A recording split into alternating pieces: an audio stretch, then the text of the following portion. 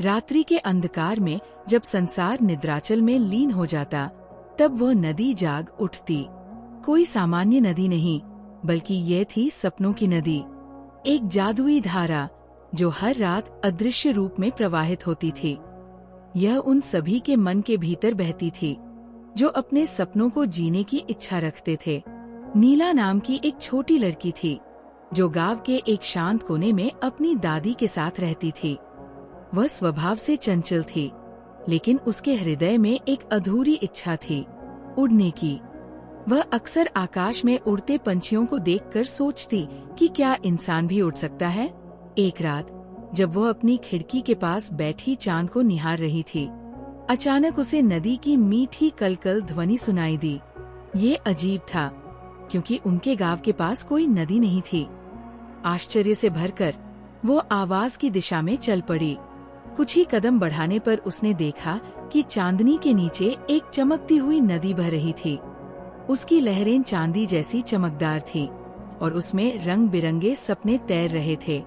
नीला ने डरते डरते नदी में झांका तो उसे अपनी ही परछाई दिखी, लेकिन कुछ अलग। वहाँ पानी में उसका प्रतिबिंब उड़ रहा था।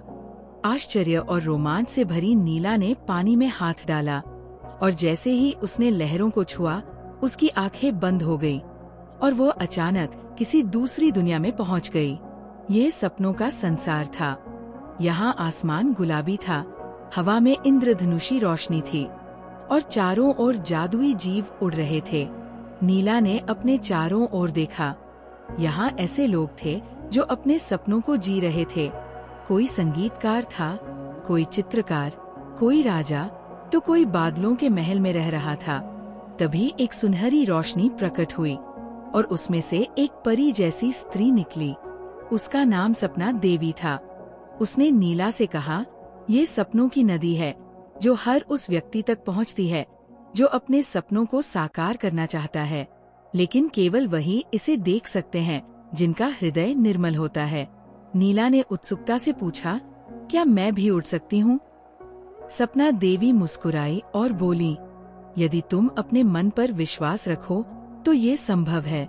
नीला ने आंखें बंद की और अपने मन में उड़ान भरने की इच्छा को जागृत किया। अचानक उसे महसूस हुआ कि उसके पैर जमीन से ऊपर उठ रहे हैं। वह धीरे धीरे हवा में ऊपर उठी और देखते ही देखते वह पंखों के बिना ही उड़ने लगी। नीला ने सपनों की दुनिया में कई रोमांचक अनुभव किए। उसने उन लोगों से मुलाकात की जो अपने जीवन में हार मान चुके थे, लेकिन यहाँ आकर उन्हें नई प्रेरणा मिली। किसी ने सपनों की नदी से शक्ति पाकर लेखक बनने का हौसला पाया, तो किसी ने चित्रकार बनने का। लेकिन तभी नीला को एक अजीब दृश्य दिखा। नदी का एक हिस्सा सूख रहा था। उसने सपना देवी से पूछा, ये क्या हो रहा है? सपना देवी ने गहरी सांस ली और कहा, जब लोग अपने सपनों को छोड़ देते हैं, हार मान लेते हैं, तो नदी का प्रवाह रुक जाता है। अगर सभी अपने सपनों पर विश्वास करना बंद कर दें, तो ये नदी हमेशा के लिए विलुप्त हो जाएगी। नीला ने सोचा, अगर मैंने उड़ने का सपना छोड़ दिया होता तो मैं यहाँ तक नहीं पहुँचती। तभी नीला की आंखें खुली और वो वापस अपने गांव में थी। लेकिन कुछ बदलाव सा था। अब उसमें आत्मविश्वास था। अगले दिन उसने पतंग उड़ाने की कोशिश की और उसे महसूस हुआ कि सपने सच में पूरे हो सकते हैं, बस विश्वास होना चाहिए। उसने अपने दोस्तों को भी सपनों की नदी के बारे में बताया। धीरे धीरे उसका पूरा गांव अपने सपनों को साकार करने में लग गया। कोई नृत्य सीखने लगा, कोई कहानी लिखने लगा, तो कोई खेती के नए तरीके खोजने लगा। और उस रात जब नीला ने फिर से नदी की ओर देखा, तो वो पहले से अधिक चमक रही थी, क्योंकि अब वहाँ कई और सपने प्रवाहित हो रहे थे। सपनों की नदी हर व्यक्ति के अंदर बहती है। हमें केवल विश्वास की शक्ति से उसे खोजने की जरूरत होती है। जो अपने सपनों को जीने की हिम्मत रखते हैं, उनके लिए ये नदी कभी नहीं सूखती।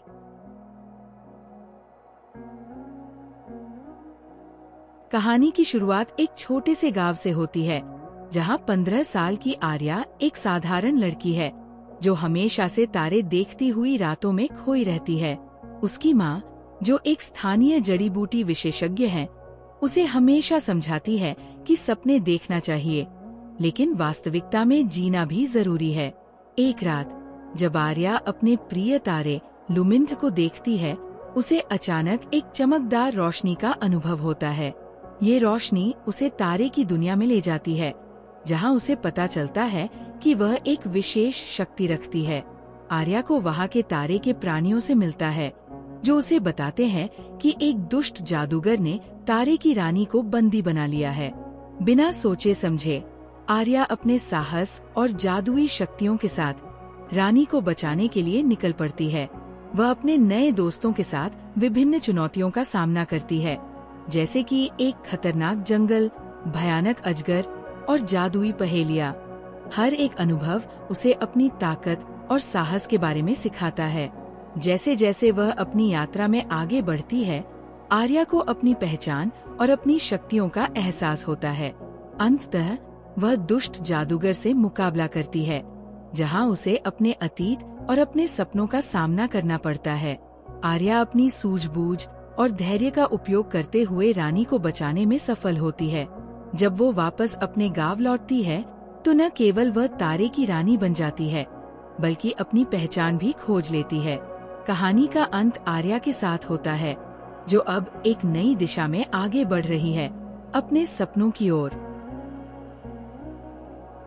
बहुत समय पहले की बात है। हिमगिरी पर्वत की तलहटी में स्थित सुनहरा साम्राज्य अपनी अद्भुत वास्तुकला और समृद्धि के लिए प्रसिद्ध था। इस राज्य पर राजा विक्रमार्क का शासन था, जो न्यायप्रिय और प्रजावत्सल थे। लेकिन उनके महल में एक रहस्यमयी चीज थी, एक विशाल भूल भुलैया, जिसे स्वयं राजा ने बनवाया था। ये भूल भुलैया महल के भीतर थी और कहा जाता था कि इसमें जो भी गया वह कभी वापस नहीं आया। इसीलिए प्रजा इसे मृत्यु की भूल भुलैया कहती थी। राजा ने इसे बनवाने का कारण कभी किसी को नहीं बताया, लेकिन एक दिन जब एक प्रसिद्ध योद्धा उसमें खो गया, तो प्रजा में भय फैल गया। कोई नहीं जानता था कि ये भूल भुलैया इतनी जटिल क्यों थी और राजा ने इसे क्यों बनवाया था। कई योद्धाओं, विद्वानों और जादूगरों ने इसे हल करने की कोशिश की, लेकिन वे सब उसमें खो गए। राजा का एकमात्र पुत्र राजकुमार अद्वैत बचपन से ही बहुत जिज्ञासु था। वह हमेशा इस भूल भुलैया के रहस्य को जानना चाहता था, लेकिन राजा ने उसे चेतावनी दी थी कि भूल भुलैया में प्रवेश करना जीवन से खेलना है। एक दिन एक बूढ़े ज्ञानी संत राज्य में आए और बोले, राजा विक्रमार्क, जब तक भूल भुलैया का रहस्य उजागर नहीं होगा, तब तक आपके राज्य का भाग्य अधूरा रहेगा। राजा चिंतित हो उठे। ये सुनकर राजकुमार अद्वैत ने ठान लिया कि वह भूल भुलैया में प्रवेश कर इसका रहस्य खोजेगा। राजकुमार ने अपने साथ केवल एक दीपक और पानी की छोटी सी मशक ली और भूल भुलैया में प्रवेश कर गया। जैसे ही उसने पहला कदम रखा, दरवाजा अपने आप बंद हो गया। अंदर घना अंधेरा था और केवल दीपक की हल्की रोशनी ही उसकी राह दिखा रही थी। दीवारों पर विचित्र आकृतियां उकेरी हुई थी और हर मोड़ पर रास्ते बदल जाते थे। चलते चलते वह एक बड़े हॉल में पहुंचा, जहां पत्थर की मूर्तियां रखी हुई थी। अचानक एक आवाज आई, जो सत्य का अन्वेषण करेगा वही आगे बढ़ेगा। राजकुमार के सामने 3 दरवाजे थे, जिनमें से केवल एक ही सही था। बाकी 2 में घातक जाल थे। दरवाजों के ऊपर 3 शिलालेख थे। सत्य सदा कठिन होता है, लेकिन अंत में विजय देता है। जो चमकता है वही सोना होता है। शक्ति ही सब कुछ है।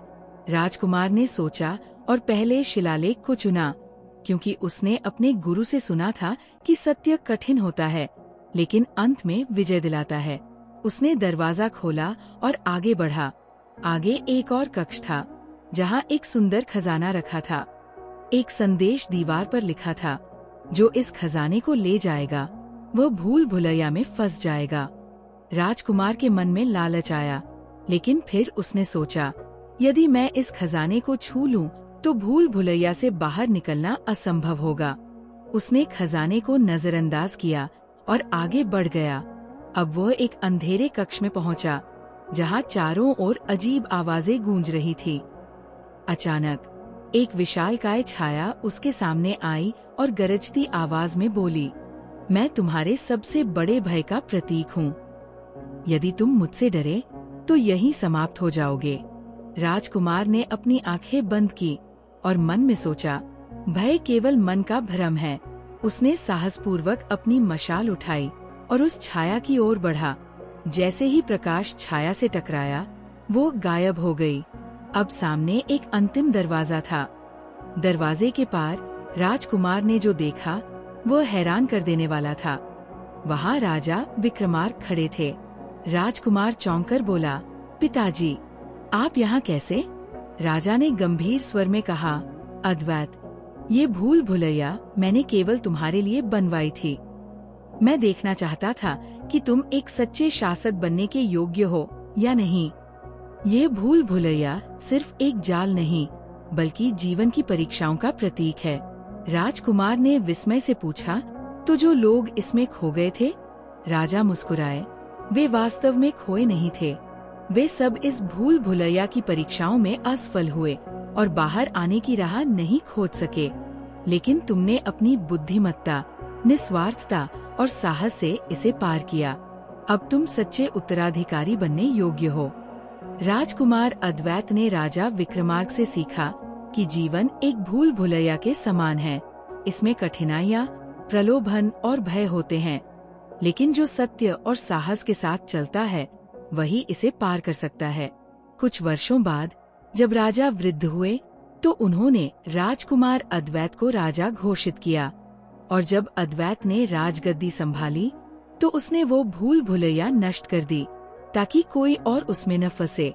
लेकिन उसने एक नई शिक्षा दी, सत्य, त्याग और साहस ही राजा की सच्ची भूल भुलैया के द्वार खोल सकते हैं। ये कहानी हमें सिखाती है कि जीवन में कठिनाइयाँ और भ्रमित करने वाली परिस्थितियाँ हमेशा आएंगी, लेकिन यदि हम सत्य, धैर्य और साहस का पालन करें तो हम अपने लक्ष्य तक अवश्य पहुँच सकते हैं।